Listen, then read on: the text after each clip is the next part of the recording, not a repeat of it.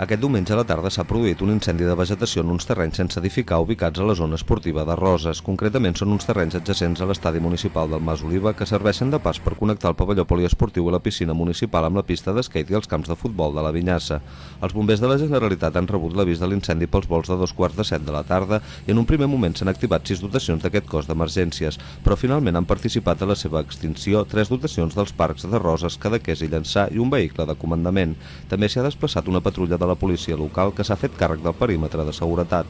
Les flames han cremat uns 500 metres quadrats de matolls i vegetació i el foc ha estat extingit en menys de 3/4 d'hora, finalitzant el servei cap a les 7:10 d'aquesta tarda de diumenge. Tot apunta que l'incendi ha estat intencionat, ja que s'han trobat 4 focus diferents que haurien començat a la part del terreny que dona l'aparcament del darrere de la piscina municipal, mentre que l'últim que es veu amb més claretat de les imatges seria la part alta a tocar la pista d'esquate.